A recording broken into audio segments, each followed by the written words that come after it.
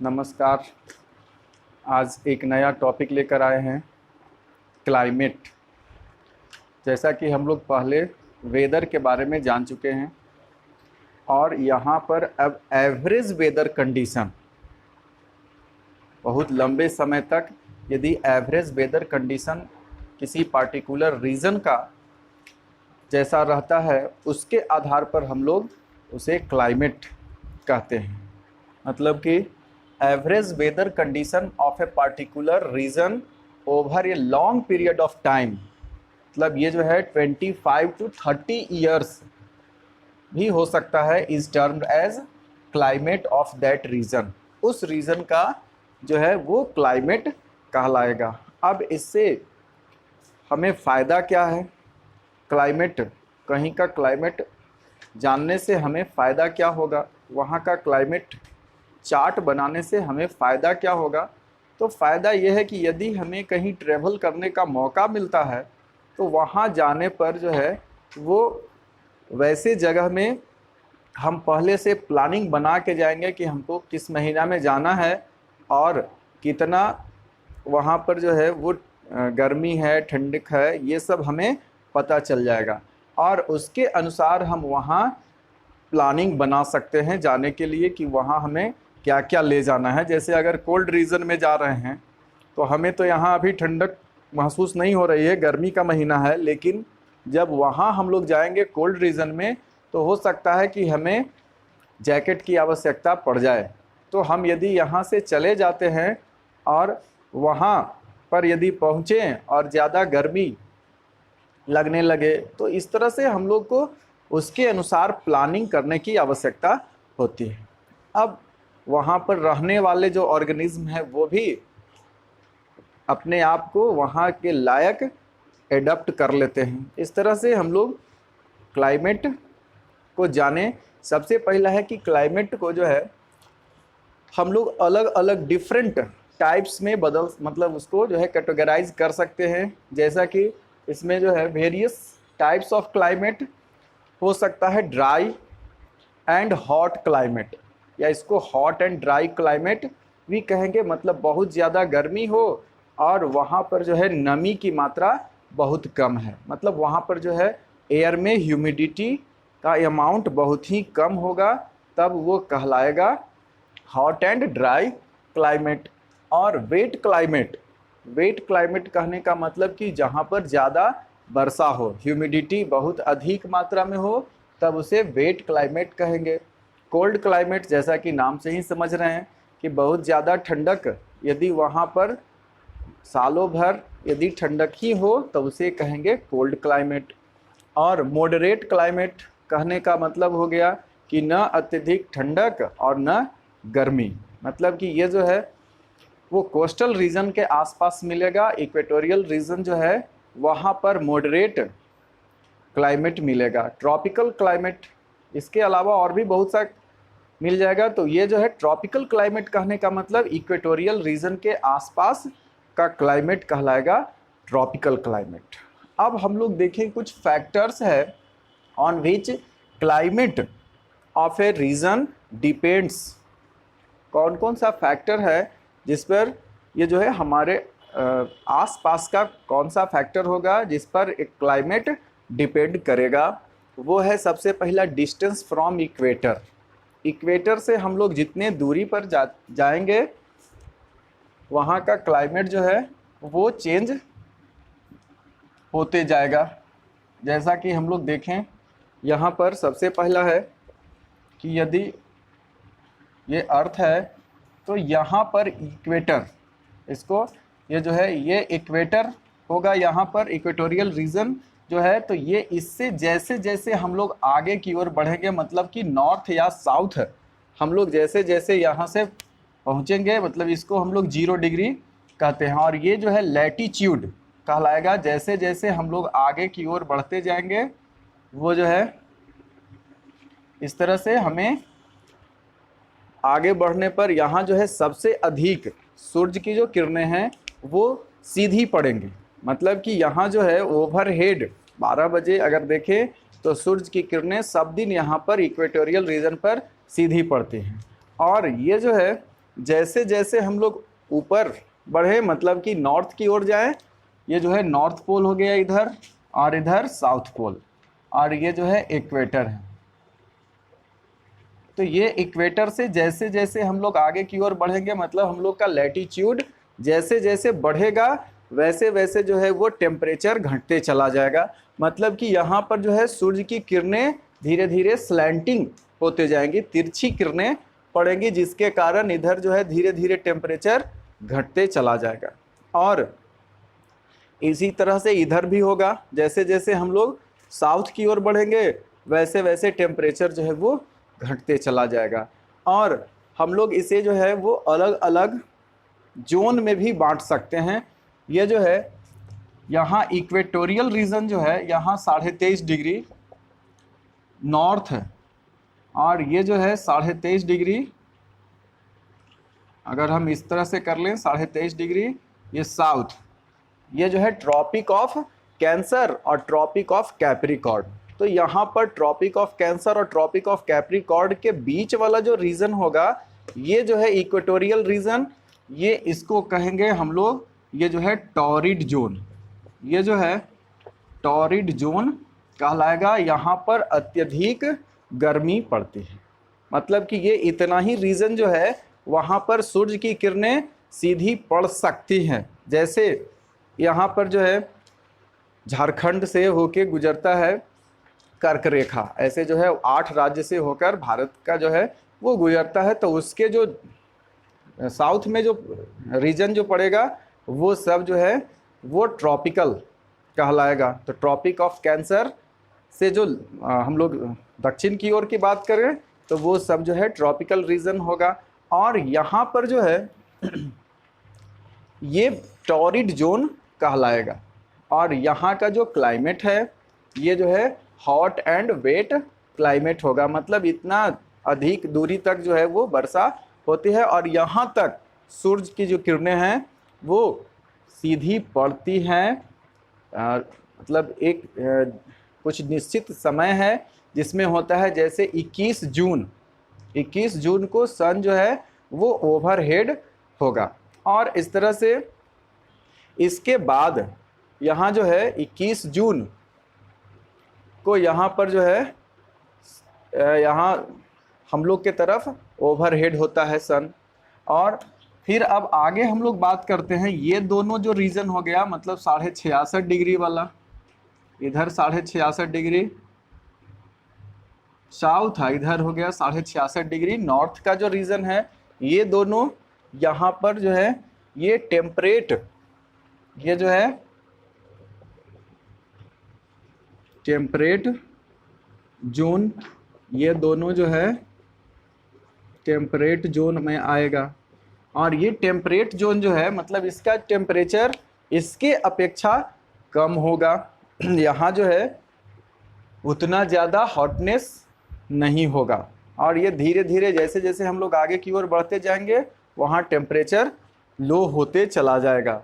और यहाँ जो है ये दोनों तरफ, ये नॉर्थ टेम्परेट जोन है और ये इसको साउथ टेम्परेट जोन भी कह सकते हैं। ऊपर जब हम पहुँचेंगे यहाँ ये दोनों जो पोलर रीजन है इसको कहते हैं फ्रीजिड जोन, फ्रीजिड जोन है। और ये वाला भी है, ये दोनों पोल पर जो है रीजन, पोलर रीजन जो है वो फ्रीजिड जोन कहलाएगा। तो इस तरह से जो है, और यहाँ का क्लाइमेट कैसा होगा, कोल्ड क्लाइमेट मिलेगा। और इसका क्लाइमेट कैसा होगा, यहाँ पर जो है ये हॉट, ये मॉडरेट, आपको यहाँ पर जो है मॉडरेट क्लाइमेट मिलेगा। और ये वाला जो है इसमें हॉट एंड वेट क्लाइमेट मिलेगा। तो इस तरह से हम लोग इसको जो है वो प्रभावित करने वाला ये भी एक जो है वो, मतलब कि जैसे जैसे इक्वेटर से हम लोग आगे की ओर बढ़ेंगे, मतलब ये जो है लैटिट्यूड कहलाएगा। अब हम लोग आगे देखें height above the sea level. दूसरी बात जो है वो समुद्र तल से दूरी, मतलब ऊंचाई, समुद्र तल से ऊंचाई। जैसे जैसे समुद्र तल से हम लोग ऊपर की ओर बढ़ेंगे वैसे वैसे टेम्परेचर लो होते चला जाएगा, क्योंकि यहाँ पर जो है एटमॉस्फेयर में जो है वो हवा का जो है वो अमाउंट, मतलब कि वहाँ डेंसिटी धीरे धीरे घटते चले जाएगी, तो वो ऊपर जो है एयर पार्टिकल्स कम होते जाएंगे, जिसके कारण जो है वो हीट को ज़्यादा समय तक नहीं रख पाएगा, जिसके कारण ऊपर जो है टेम्परेचर धीरे धीरे घटने लगता है। और ये जो है घटता हुआ टेम्परेचर तो ऊपर जैसे जैसे हम लोग जाएंगे, जैसे लगभग यदि आप 1 किलोमीटर ऊपर जाते हैं तो लगभग 7 डिग्री टेम्परेचर जो है वो घट जाएगा। तो इस तरह से हम लोग देखते हैं, यही कारण है कि हाई माउंटेन पीक पर जो है वहाँ हमेशा सालों भर बर्फ़ जमी हुई रहती है, ये भी एक कारण होगा। जैसे जैसे हम लोग समुद्र तल से ऊंचाई पर जाएंगे, जैसे जैसे ऊंचाई बढ़ते जाएगा टेम्परेचर यहाँ घटते चला जाएगा। जैसे मान लीजिए कि यदि सी लेवल का टेम्परेचर जो है यहाँ पर अभी 20 डिग्री सेल्सियस, तो ये मान लीजिए कि हमारा समुद्र तल है, और जैसे जैसे ऊपर बढ़ेंगे, अगर हम यहाँ पर 4 किलोमीटर ऊपर आ गए तो बहुत ज़्यादा टेम्परेचर जो है ये यहाँ पर घट जाएगा, कम से कम 28 डिग्री जो है ये घटेगा। तब यहाँ पर जो 28 डिग्री घटाएंगे इसमें से, तो लगभग -8 डिग्री सेल्सियस यहाँ पर इसका टेम्परेचर हो जाएगा। तो यहाँ देखिए कि ये यदि 4 किलोमीटर हम ऊपर की ओर समुद्र तल से ये जो है 4 किलोमीटर ऊंचाई पर जा रहे हैं, तो ये यहाँ का टेम्परेचर जो है वो -8 डिग्री हो जाएगा। तो इस तरह से हमारा जो है वो अगर माउंट एवरेस्ट की बात करें तो बहुत अधिक टेम्परेचर जो है वो लॉस हो जाएगा, वहाँ पर जाते जाते टेम्परेचर जो है वो बहुत ही कम मिलेगा। तो ये इस तरह से करके ये जो है किसी भी जगह का क्लाइमेट इस पर भी डिपेंड करता है कि ये समुद्र तल से कितनी ऊंचाई पर है। और डिस्टेंस फ्रॉम सी एक और जो है सबसे महत्वपूर्ण है इसमें, कि डिस्टेंस फ्रॉम सी, समुद्र तल से दूरी, समुद्र से दूरी जो है वो उसमें ये बताएगा कि जितना ज़्यादा दूर हम लोग समुद्र से होंगे वहाँ का टेम्परेचर जो है वो उसके अनुसार घटेगा बढ़ेगा। मतलब कि अगर कोई आदमी समुद्र के किनारे वाला भाग पर है तो वहाँ पर हम लोग पढ़े थे पिछले क्लास में, हम लोग या इसमें भी आपको मिलेगा पढ़ने को, जब टेम्परेचर हम लोग देखेंगे उसमें तो एक बताएगा आपको कि जो है वो समुद्र और वहाँ पर के आसपास का जो रीजन है, मतलब कि लैंड, सी ब्रिज और लैंड ब्रिज, आप लोग जब कन्वेक्शन पढ़ेंगे तो उसमें आपको मिलेगा समुद्र के आसपास के रीजन में जो है वो कन्वेक्शनल करेंट शुरू हो जाता है। मतलब कि वहाँ पर समुद्र में जो है वो पानी, समुद्र का जो पानी है वहाँ पर इवेपोरेशन हमेशा होते रहेगा। और चूँकि हम लोग जानते हैं कि लेटेंट हीट के कारण ये जो है जब ऊपर और पानी जो है, मतलब वो जो है वो समुद्र का पानी ऊपर की ओर जाएगा, ये पहली बात हो गई। दूसरी बात है कि पानी जो है वो देर से गर्म होता है और देर से ठंडा भी होता है। तो यहाँ पर हम लोग बात करते हैं कि और ज़मीन जो है उसकी अपेक्षा कंपैरिजन में ये जो है वो जल्दी से गर्म हो जाएगा और जल्दी से ठंडा हो जाएगा। तो दिन के समय में जो है वो लैंड जल्दी से गर्म हो जाएगा और वो जो है उसके अपेक्षा समुद्र का जो पानी है वो देर से गर्म होगा। तो यहाँ पर लैंड के पास से जो हवा है वो जल्दी से, तेजी से, यहाँ की जो हवा है, ये मान के चलिए कि ये जो है समुद्र है और दूसरा जो है ये हो गया सी, और इधर वाला जो है ये है लैंड। तो यहाँ पर जो है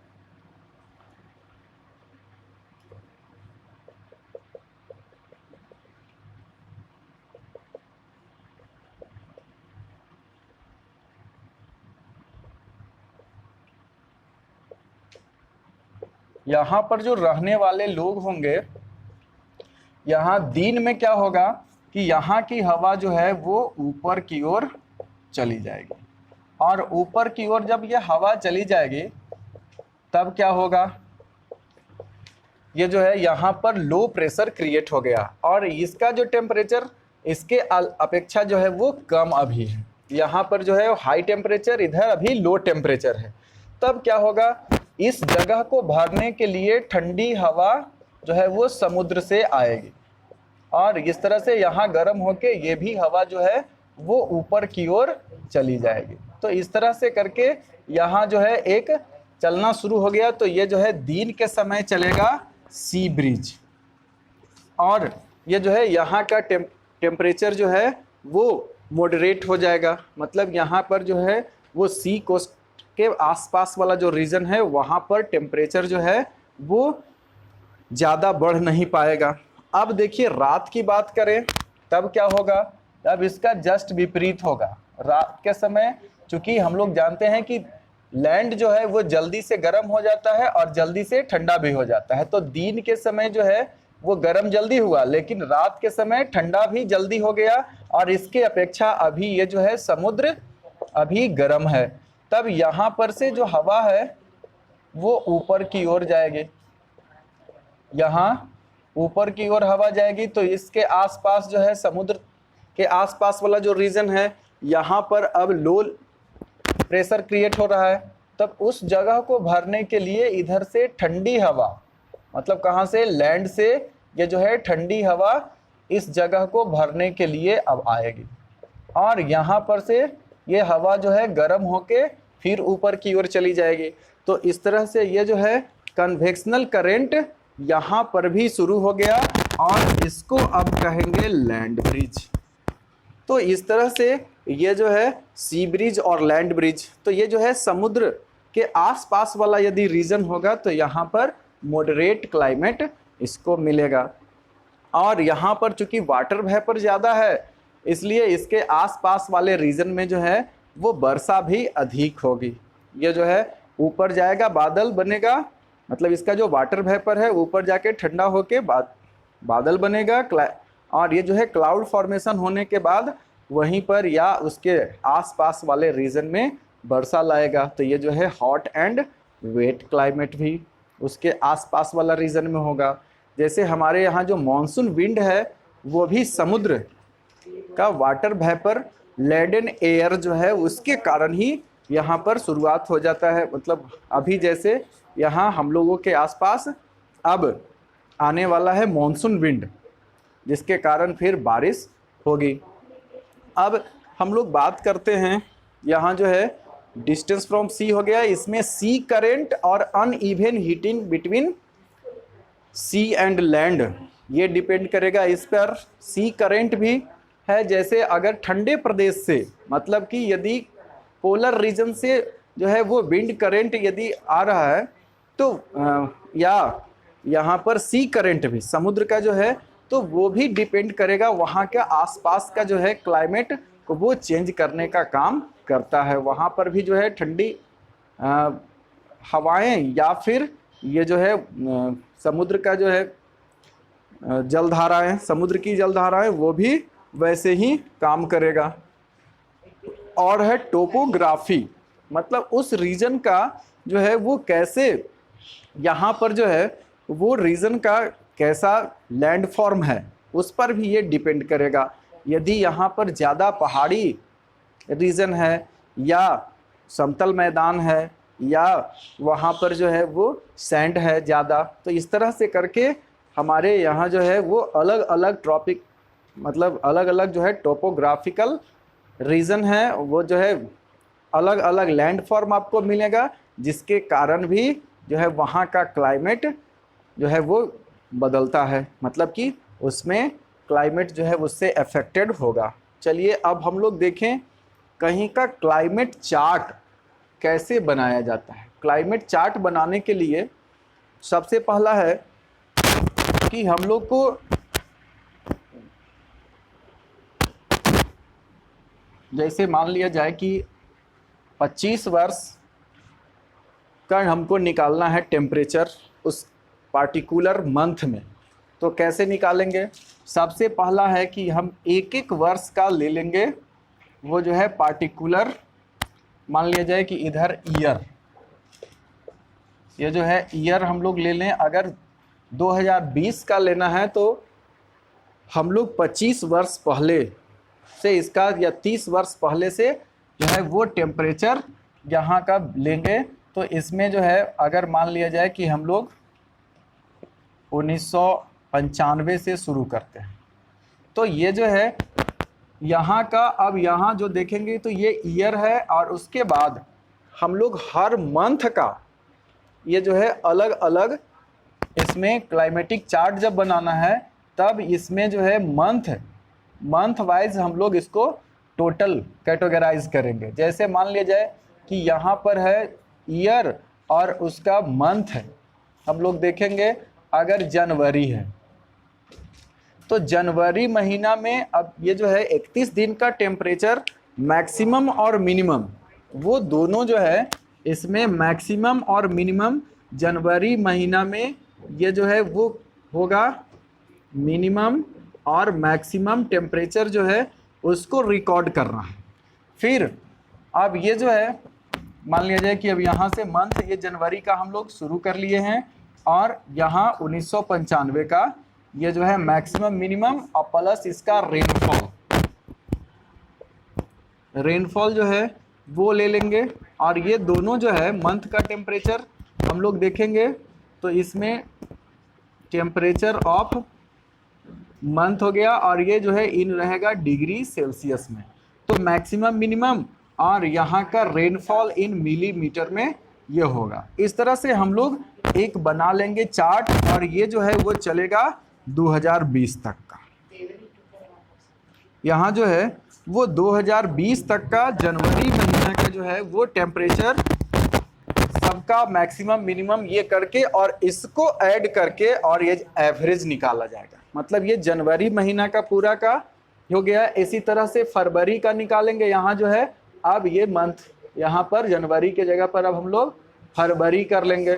इस तरह से करके ये जो है लंबे समय तक का निकाल के और लास्ट में उसका जो एवरेज मिलते जाएगा। मतलब कि इसको आप 25 से डिवाइड कर देंगे, सबका हर मंथ का टेम्परेचर यहाँ जो है वो उसको पहले जोड़े, पूरे मंथ का टेम्परेचर जोड़ के और उसको 30 या 31 से डिवाइड कर दिए, और उसके बाद जो मिलेगा तो हर वर्ष का यहाँ पर टेम्परेचर यहाँ लिखते जाएंगे और उस पार्टिकुलर मंथ का। और जब ये मिल जाएगा हमको, जैसे मान लीजिए कि अगर एवरेज टेम्परेचर मिल गया, अगर कहीं का हम यदि क्लाइमेटिक चार्ट बनाना चाह रहे हैं, जैसे मान लीजिए कि अगर हम देख रहे हैं कश्मीर का, जम्मू कश्मीर का यदि देख रहे हैं तो जनवरी में मान लिया जाए कि ये मिल गया -2 डिग्री सेल्सियस, और इसका जो है मैक्सिमम मिल गया 4.5 डिग्री सेल्सियस। तो इस तरह से करके और हर मंथ ये जो है हर फरवरी या जनवरी मंथ का जो है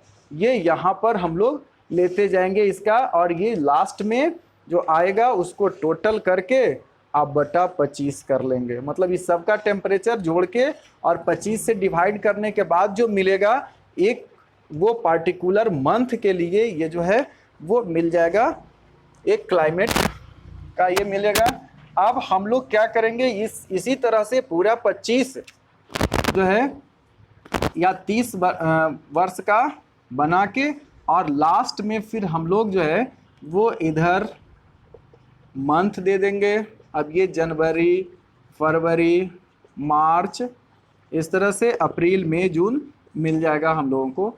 और यहाँ पर मैक्सिमम मिनिमम टेम्परेचर जो है वो इधर देख लेंगे। ये अब पार्टिकुलर मंथ के लिए ये हो गया, यहाँ पर जो है वो टेम्परेचर हो जाएगा, मीन टेम्परेचर भी इसको कहेंगे, मीन टेम्परेचर, और ये जो है इन डिग्री सेल्सियस में होगा। और इधर जो है मीन रेनफॉल इसमें लिख के इन मिलीमीटर, ये बन गया। अब यहाँ पर जैसे जनवरी का है तो ये मान लिया जाए कि मेरा मिल गया 2.3 डिग्री सेल्सियस मिनिमम टेम्परेचर है, और मैक्सिमम हो गया 4.7। और इसी तरह से यदि यहाँ हम लोग देखें रेनफॉल तो ये जो है 57 मिलीमीटर होगा। अब यहाँ फरवरी का है तो थोड़ा ठंडा ज़्यादा मिलेगा, तो -0.6, और इधर जो है वो 7.8 मिला, 65 मिलीमीटर।